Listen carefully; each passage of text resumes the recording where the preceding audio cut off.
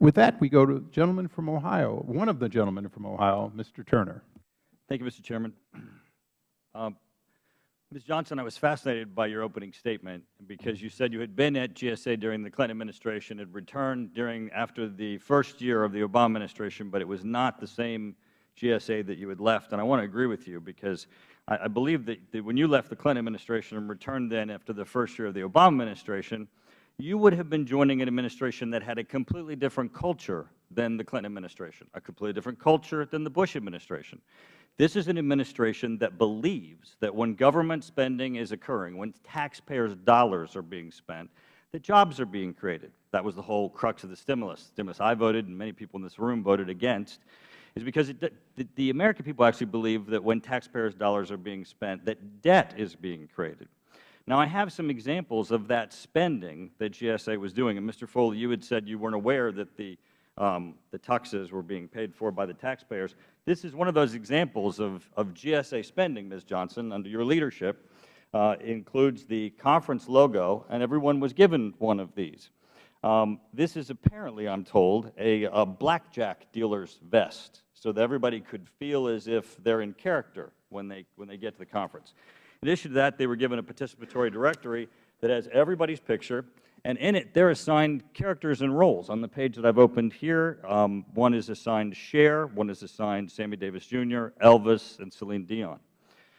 Additional items were given to the people that were there, including a Then and Now book on Las Vegas, signed by Mr. Neely himself, thanking them for being there. By the way, this was printed in China. The vest was made in China. They were given other party favors while they were there, all GSA spending, taxpayers' dollars spending. And they were given a coin, a commemorative coin. We'll call it a gambling chip for this aspect. It's a commemorative coin commemorating the stimulus. Again, a program that most Americans believe did not work. It's celebrating a program that has not created jobs in Ohio and that has not turned. We have not seen a turnaround in our economy. But the questions that I have is, how much did these items cost? The tuxedo, the coin, the book, the participatory directory. And were stimulus dollars used for this? Now, I was talking to Brad Miller earlier, and I appreciate his hard work in this, and I want to acknowledge that we have Joanne Emerson here, the chairman of the Appropriations Subcommittee under which GSA falls. And it would seem to me that, one, we have a problem that all these items are being purchased and made from China, so we're stimulating China and not the United States. The second thing is what slush funds exist in GSA that these types of monies could be moved? It's not just an issue of who approved it. Who in the organization would ever have that type of authority to use taxpayers' dollars to buy a blackjack dealer's vest with an event logo on it? So, one, I want to know from you, Ms. Johnson, under you, how is it that something like this gets approved for expenditure? What type of funds were used to buy these things? What is your policy with respect to buying things made in America, since all these things were apparently made elsewhere, including the T-shirts that each of the participants were given, which was made in El Salvador?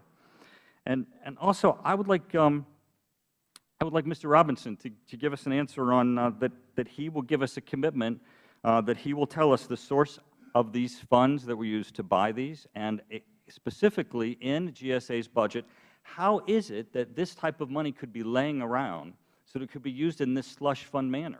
This isn't just an approval process. This isn't just someone brazenly violating their authority. This is an issue of money and a budgetary process being available in GSA to be moved elsewhere when Congress has a tremendous amount of priorities and needs in this country that those monies should have been applied to, in addition to reducing our national deficit annually. Ms. Johnson.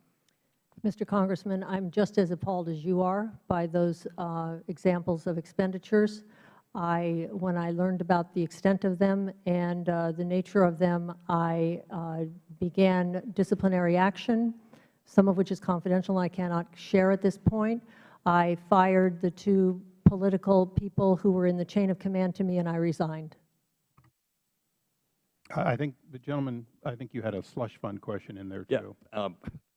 Mr. Robinson, And also, Ms. Johnson, one other thing before we go on to Mr. Johnson, the fact that you continue to say that you don't want to interfere with an investigation by not approving a bonus is so outrageous that I think everyone in the room is shocked. Not approving a bonus is not interfering with an investigation.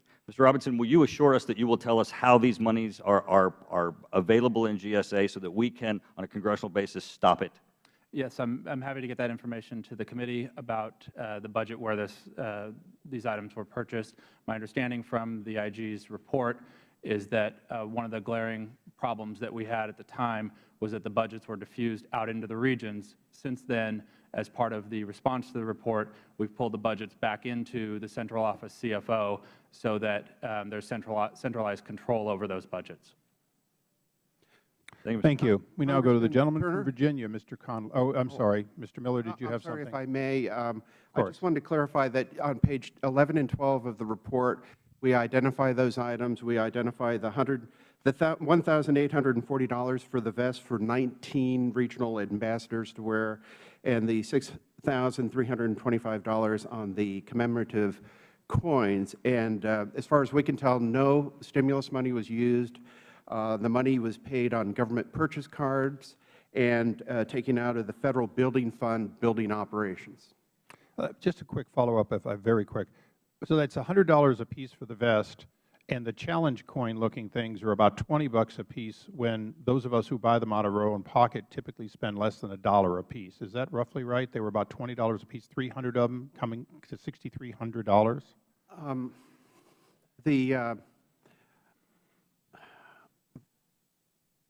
Yes, 6325 is the total for the coins.